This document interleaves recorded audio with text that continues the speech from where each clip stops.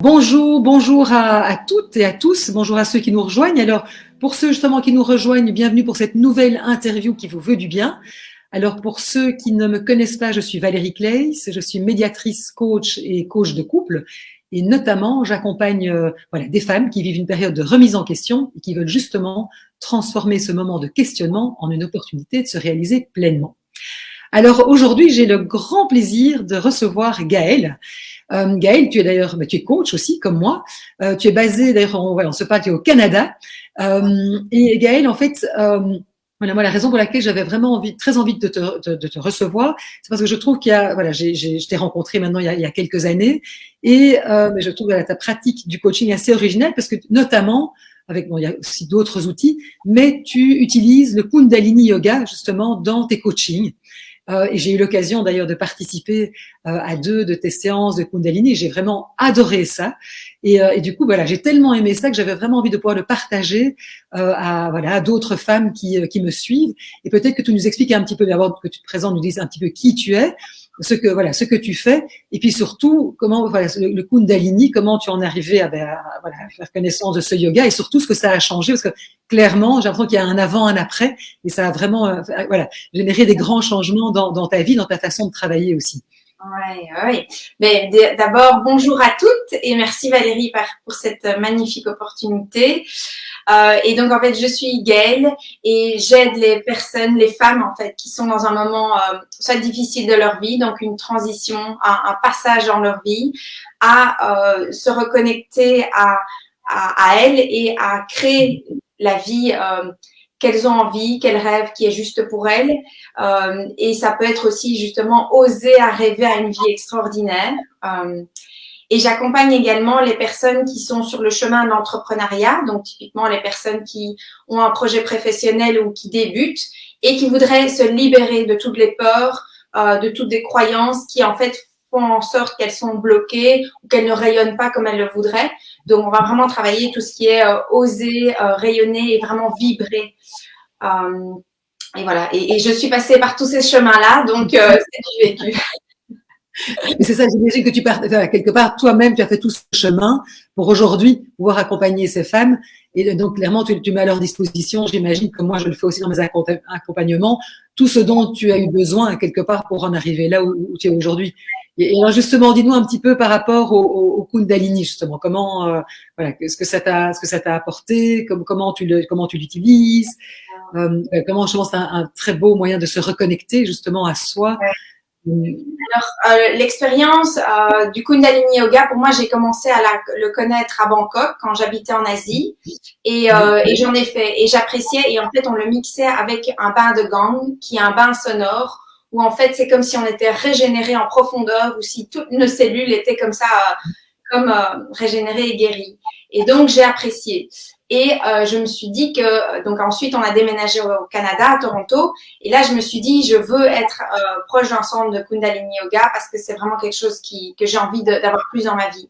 Et en fait en arrivant ici, eh bien comme toujours une situation difficile, je trouvais pas ma place et j'ai fait du Kundalini Yoga pour me sentir aspirée vers le haut. Et donc en fait c'était vraiment pour moi c'est vraiment une pratique qui quand on a soit quand on a des passes difficiles et qu'on se sent inspiré dans des spirales mentales, même physiques, difficultés d'énergie, difficulté de voir le bout du tunnel, ou même comme maintenant, en fait, on a énormément de stress, il y a énormément de choses qui se passent autour de nous. Et en fait, pour moi, c'est une pratique qui m'a aidé à reprendre connexion avec une partie de moi que je ne connaissais pas. On va dire, il y a plusieurs aspects. Il y a de un, on revient dans le corps. Donc, en fait, on arrête de mentaliser, on se fout la paix. Et c'est comme si on faisait un nettoyage de nous-mêmes, en fait. C'est un nettoyage puissant au niveau énergétique, rien qu'en faisant du yoga. Ensuite, on se reconnecte à notre cœur. Donc, c'est-à-dire que pendant les méditations, on laisse la place. On a des moments où on fait vraiment du vide ou dans des moments où on va plus faire des mouvements, on va vraiment ouvrir ce cœur et regarder ce qu'il y a à l'intérieur de nous. Et de nouveau, c'est pas un exercice qu'on fait énormément. On a une vie bien occupée. Moi-même, j'ai 2 petits-enfants de bas âge. J'ai plein de choses à faire. Mais d'avoir un espace où, en fait, on va juste donner de l'espace à ce qu'il y a là en nous, c'est déjà juste magnifique. Et ensuite, le Kundalini Yoga, c'est le yoga de la conscience. Donc, ça permet de se reconnecter à la partie divine de soi, à notre âme, et c'est le lien entre le fini et l'infini. C'est très difficilement explicable parce qu'il faut l'expérimenter. C'est spirituel, en fait, quelque part. C'est spirituel, oui, c'est spirituel. En fait, ça, c'est un processus qui se passe quand on est dans le flow et qu'on médite et qu'il y a des choses qui se passent. Et donc, il faut l'expérimenter, le Kundalini Yoga, pour comprendre. Il y a pas de mots, mais c'est vrai que à un moment donné, c'est vraiment ça. C'est que moi, j'ai compris qu'on était un avec le tout, qu'il y avait un amour inconditionnel que j'ai ressenti grâce à ces méditations. Il y a une foi, il y a une certitude dans la vie, et qu'on était un. Il y a une conscience, on est un avec tout ça. Et c'est ça, je pense, que tu décrivais, le gros changement qui s'est passé, c'est que je suis passée de cette zone d'anxiété, d'ombre, de stress, même si en soi j'étais une personne où tout allait bien. Hein. Je veux dire, j'ai un super mari, des bonnes conditions de vie, j'étais pas, mais quand même il y avait plein de stress autour de moi. Où là, je suis beaucoup plus dans une énergie de foi, d'amour. Où en fait, quand il y a des difficultés, parce que j'en ai encore, on remonte sur le wagon beaucoup plus facilement en fait. C'est une question de faire confiance à la vie, quelque part. Tu vois, oui. Ouais.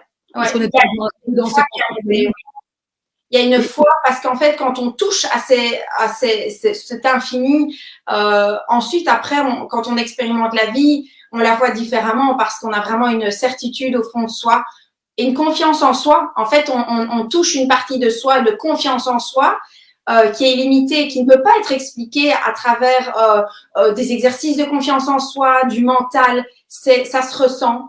Et du coup, quand on a confiance en soi, on a confiance en la vie. Et donc, même dans la période la plus critique actuelle qu'on pourrait avoir maintenant, des choses, il y a toujours, on a une foi inébranlable.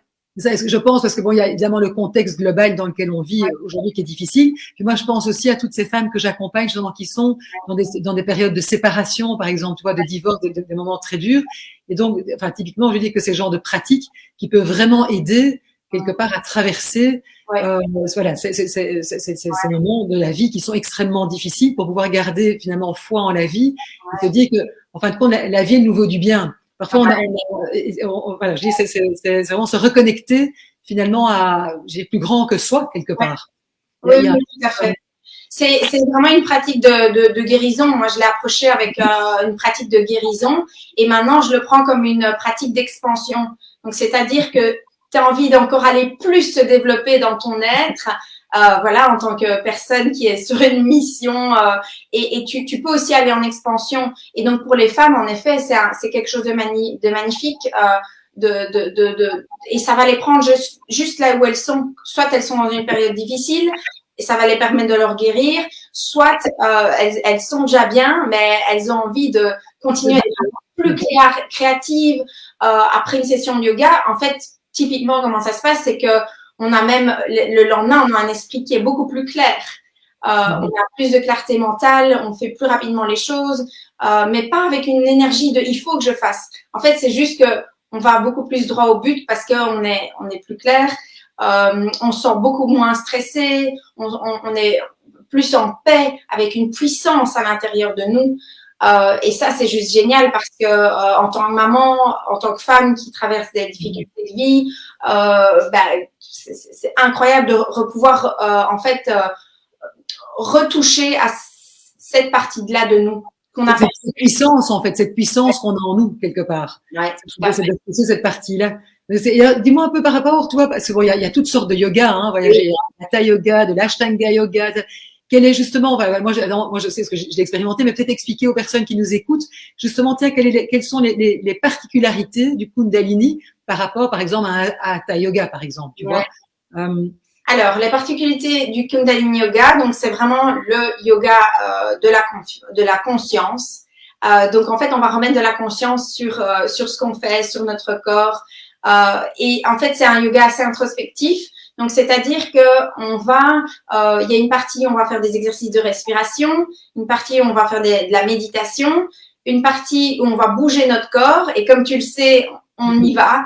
c'est pas un yoga nécessairement doux. En fait, on peut y aller avec tous les niveaux. Donc, c'est-à-dire que je donne des propositions si c'est difficile de lever une jambe ou quoi, on adapte. Mais il faut savoir que pour les personnes qui ont envie vraiment de faire un nettoyage ou vraiment ressentir quelque chose en termes de leur corps, on peut le trouver dans le Kundalini Yoga. Et ensuite, on chante aussi avec des mantras et on a un moment donné de relaxation. Donc, en fait, c'est un yoga qui est très, très complet et qui est diversifié. Donc, c'est sympa parce qu'il y a différents rythmes, différents tempos pendant le cours. Et moi, il faut savoir que je n'aime pas le yoga à la base. Je suis une impatiente. Il y avait rien qui cliquait. Quand j'ai découvert le Kundalini Yoga, en fait, je ne viens pas pour le yoga. Je viens pour la libération et l'énergie que ça me procure. Voilà. C'est intéressant parce que c'est vrai maintenant, moi je l'ai expérimenté déjà plusieurs fois, et c'est vrai que j'ai vraiment beaucoup aimé, en effet, comme tu dis, la diversité de ce qu'on fait pendant la séance. Parce que c'est une séance qui dure 1 heure et demie. Et bon, alors moi, je rassure les personnes qui nous écoutent, moi je suis hyper raide, je suis pas du tout une sportive. Or, voilà, donc je dis que c'est quand même un yoga qui est ouvert à tous. Oui. Voilà, on peut venir avec une limitation physique, etc. Et comme tu dis, après c'est une question de s'écouter, de voir tiens voilà jusqu'où on veut aller ou pas. Mais donc il n'y a pas ce côté performance qui parfois peut être, je trouve un peu désagréable. Enfin en tout cas moi, voilà, je sais que c'est difficile. Par contre, ce que j'aime beaucoup, moi j'ai vraiment l'impression aussi que c'est un yoga où tu te reconnectes vraiment à ta féminité aussi. Le fait que, tu vois, par exemple, quand il y a cette partie où on va bouger, mais danser, c'est-à-dire vraiment être dans de l'expression corporelle, quelque part, je trouve qu'il y a un côté extrêmement libérateur. Enfin, moi, vraiment, et je trouve que ça te met en joie aussi. Oui, je trouve qu'on se connecte aussi à beaucoup de joie dans cette pratique de yoga, tu vois. Oui, en fait, c'est parce que aussi dans la façon dont on peut le faire plein d'autres, mais dans la façon moi dont je le fais, c'est une pratique de guérison et de libération. C'est l'énergie aussi et l'intention que j'y mets avant chaque session. Donc dans tout le processus de cours, il y a un thème et il y a chaque fois une idée de se libérer de quelque chose. Et quand on se libère d'une peur, d'une émotion, d'une croyance dans laquelle on est bloqué, en fait, on retourne l'état dans lequel on est à la base de ce petit enfant qui est joyeux. Oui, c'est magnifique. Et c'est vrai que, enfin, franchement, pour l'avoir expérimenté, je trouve que c'est très fort, quoi. Ouais. Et il y a aussi, parce que toi, il y a aussi le chant. Donc ça, dans le Kundalini, on incorpore toujours le chant, aussi, les mantras. C'est quelque chose qui fait partie de la pratique ou c'est quelque chose, toi, tu as aussi arrangé, toi, un peu oui, il y a des méditations où tu peux méditer avec des mudras, donc des positions, mais tu peux le faire en silence. Mais c'est vrai que j'adore intégrer pendant les méditations des mantras. Donc des mantras, il faut savoir que ce sont des chants qui sont chantés depuis des milliers d'années et qui sont chargés d'une énergie. C'est pour ça que c'est si puissant quand on les met. Et quand on y met une intention avec cette méditation, avec ce qu'il y a derrière la méditation et qu'on se focalise sur son troisième œil, sur soi, eh bien, c'est là que, à un moment donné, il y a quelque chose un petit déclic et que il y a une magie ou quelque chose qui va s'opérer. Mais en fait, oui, moi, j'adore choisir les mantras parce que je trouve que ça nous reconnecte avec, de nouveau, comme tu dis, c'est une partie de nous créative, féminine, ou une partie de nous qui est totalement en dehors du mental, de il faut faire, en fait. C'est vrai, c'est vraiment être. Hein. On est complètement, enfin, on s'incarne, quoi. Je dis, il y a un côté comme ça très. Enfin voilà. En tout cas, moi, c'est vrai que c'est une expérience que j'ai vraiment adorée. Et alors justement, parce que toi, ce qui est intéressant, c'est que aujourd'hui, tu proposes des séances que tu fais par Zoom, en fait, hein, voilà, depuis le Canada, mais qu'on peut suivre aussi quand on est en Belgique ou en France, ou, enfin voilà, en Europe. Ouais. Donc comment, pour les femmes qui seraient intéressées, qui auraient envie justement de découvrir, comment elles peuvent faire? Oui, en fait, alors du coup, donc j'ai un groupe le mardi soir et qui va justement commencer. Donc, n'hésitez pas si vous voulez se joindre à nous, vous joindre à nous. En fait, c'est le mardi à 20h pour heure de Belgique et de France. Il faut savoir que je n'ai que des Belges et des Françaises dans mes groupes et dans mes clientes. Et donc, du coup, ou des Suisses, enfin bref. Et donc, en fait, c'est génial parce que les enfants, où la journée est terminée, et du coup, on peut prendre du temps et voilà, il n'y a même plus besoin de sortir ou quoi que ce soit.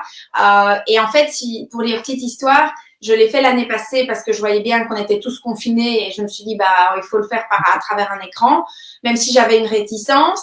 Et en fait, j'ai bien vu que l'énergie, enfin, ça se passait quand même, il y avait quand même plein de choses qui se passaient. Et maintenant, on me l'a redemandé et je pense vraiment que c'est signe que on peut aussi lâcher les croyances par rapport à cet écran. L'énergie, elle passe. Donc, voilà. Ça m'a vraiment frappé. C'est incroyable parce que c'est vrai que comme moi, voilà, je l'ai vécu et c'est fou. Enfin, franchement, on oublie en fait que quelque part c'est un écran qui est devant nous. Enfin, moi, chaque fois que je l'ai fait, j'étais complètement dans la séance, dans la session. Et quelque part, je me sentais portée par l'énergie et par ces autres femmes qui étaient là. Je trouvais qu'il y avait quelque chose de très, il n'y avait pas besoin d'être dans la même salle finalement. Cette énergie, elle passait, voilà, à travers ici carrément un océan de toi à Lille. Et franchement, moi, ça m'a pas du tout. Et voilà. Et en même temps, c'est très chouette de pouvoir faire ça chez soi, dans son cocon, dans son environnement. Enfin, et comme tu dis, après pas devoir ressortir dans le froid. Enfin, moi, j'ai trouvé ça vachement sympa de me dire après, oh chouette, je peux, je peux monter dans ma chambre. À toi, il y avait un côté, et pas reprendre ma voiture ou repartir à pied et en fait, c'est pas du tout dérangeant. Je trouve le fait de l'écran, quoi, en fait. Donc c'est vrai que voilà, s'il y a des personnes qui sont intéressées, peut-être qu'on pourra faire, c'est peut-être mettre en dessous de la vidéo parce que si on veut, si des personnes sont intéressées justement par tes sessions du mardi soir, c'est quoi? C'est t'envoyer un mail? Qu'est-ce qui est le plus simple? Oui, soit m'envoyer un mail, soit sur Instagram et je leur enverrai le lien. Sur mon site, je fais le Kundalini Yoga, mais j'avoue que les choses se passent tellement vite dans ma pratique actuelle que je mets même plus toujours à jour mon site.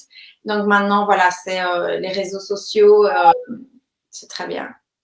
Et qu'est-ce que tu auras envie de dire, tu vois, voilà, à une femme qui hésiterait, qui se dit tiens, voilà, ce que j'essayerais cette pratique, toi, par rapport à, ouais, comme tu disais, ce que ça t'a apporté à toi. Toi, c'est bon, t'as peut-être des feedbacks que tu entends de tes clients, tout ce que tu entends, qu'est-ce que tu auras envie de partager, tu vois? En fait, ce que j'ai envie de partager, c'est qu'on ne sait pas ce qu'on ne sait pas. Donc, en fait, le yoga, le Kundalini Yoga, il faut l'expérimenter pour le croire. C'est comme toutes ces choses qui sont difficiles à décrire avec des mots. En fait, moi, je dirais si vous avez envie, si vous recevez l'appel là, allez-y et venez pour plusieurs sessions. Voyez ce que ça fait chez vous, en vous, comment ça résonne.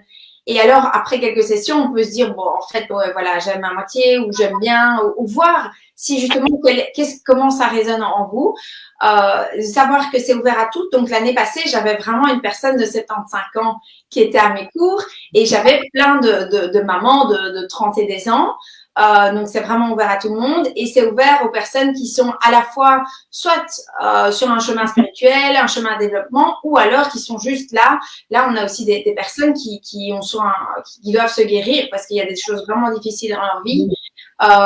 Et moi, étant donné que je viens aussi avec ma casquette de thérapeute et de guide, voilà, et je suis là pour tenir l'énergie de toutes ces femmes.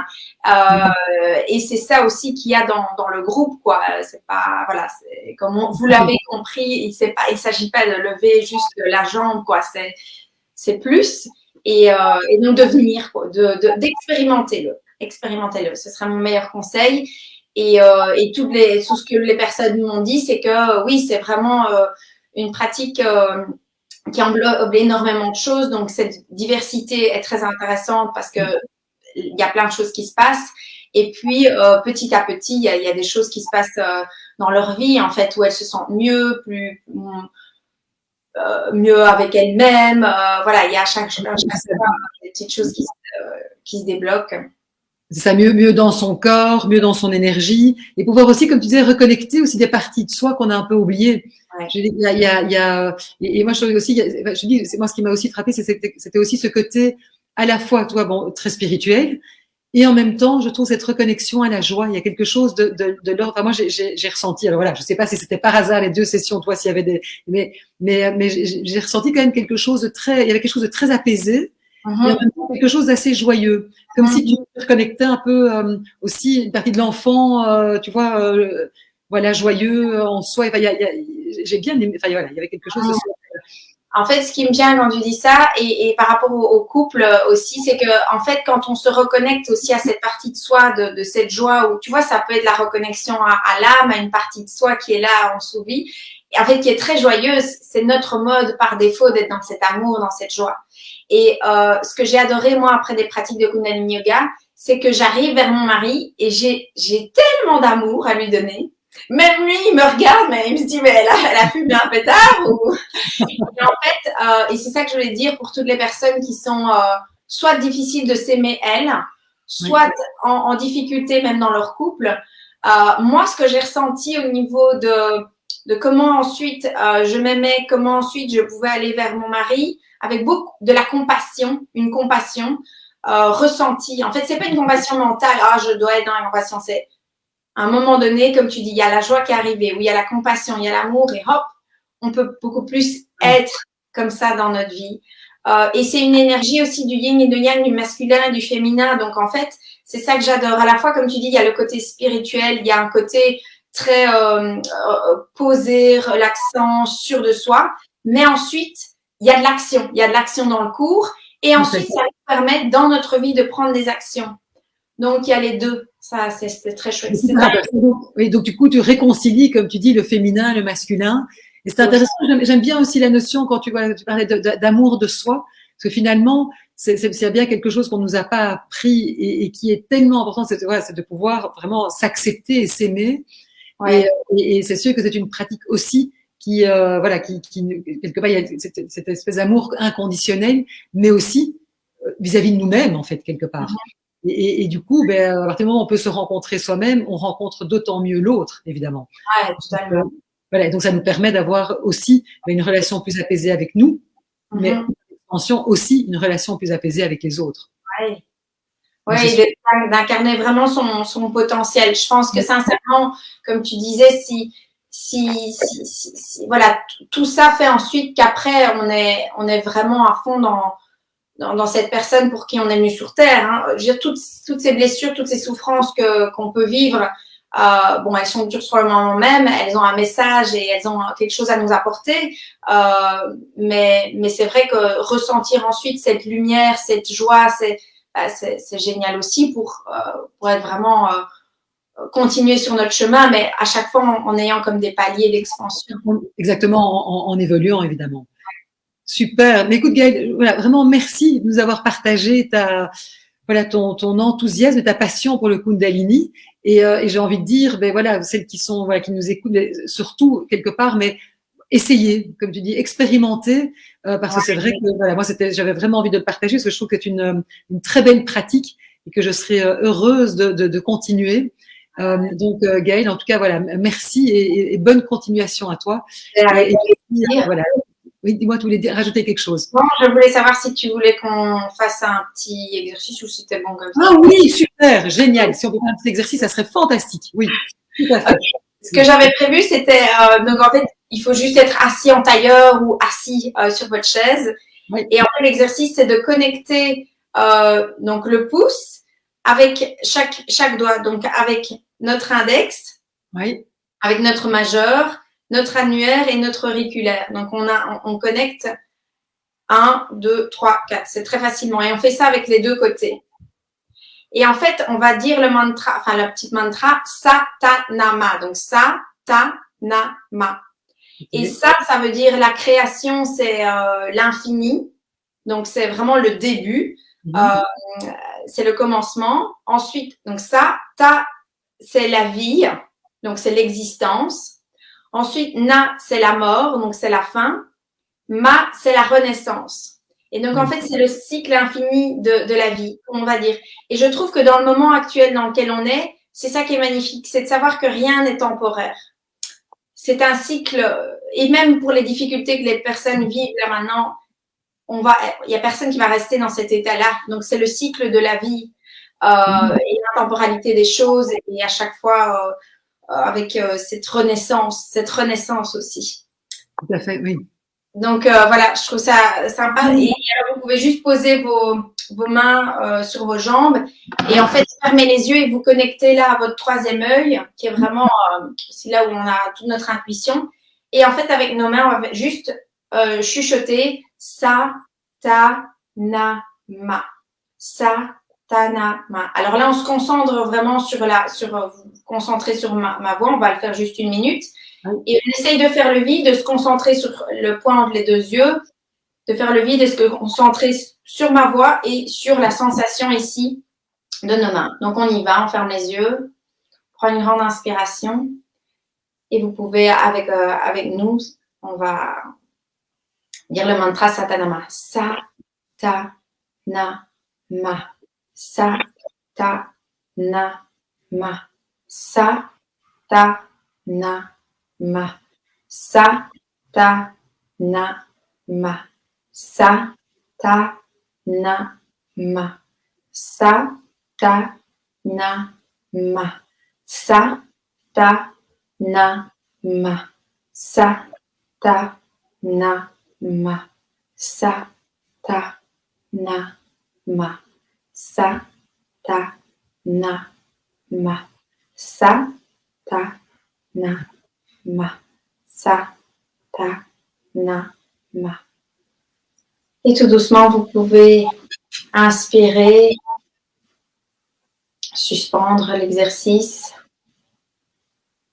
expirer, et inspirer à nouveau, suspendre la respiration, relever le dos, tenir bien droit et expirer, tout doucement réouvrir les yeux. Voilà. On peut le faire bien plus longtemps avec de la musique, etc. Mais déjà, rien que ça, on peut même le faire avec les enfants. Ils trouvent ça très rigolo. Ah oui, c'est génial, c'est super. J'aime beaucoup évidemment l'image, comme tu dis, l'infini, l'infini, ouais. Et le fait de se dire qu'en fait tout est impermanence, et comme tu dis, c'est ça en fait, c'est de vivre finalement chaque moment et de se dire, mais la bonne nouvelle quand ça ne va pas, mais ça va aller mieux, et quand ça va bien, c'est d'en profiter parce que les choses en effet sont en mouvance de manière perpétuelle, et donc voilà, il y a le cycle de la vie. Et donc, et donc, c'est quand on peut avoir des outils pour nous aider justement à traverser les périodes difficiles, mais aussi à pouvoir quelque part amplifier les moments où on est bien, c'est fantastique parce que du coup, voilà, je veux dire, ça nous aide et ça nous soutient. Oui, et la renaissance, ça peut être la renaissance parce que derrière, il y a quelque chose d'encore plus magnifique, un autre palier. Donc, tout à fait. Bien. Exactement. Donc, finalement, tout est bien. Et la vie nous veut du bien. Ouais. Super. Mais écoute, merci en tout cas, Gaëlle. Alors, cette fois-ci, merci. Ah oui, j'adore, mais tu as bien fait de me rappeler alors. Merci, en tout cas, merci voilà, à tous ceux qui nous écoutent. Et Gaëlle, merci beaucoup et à très bientôt pour une prochaine interview. Au revoir. Au revoir, merci. Au revoir.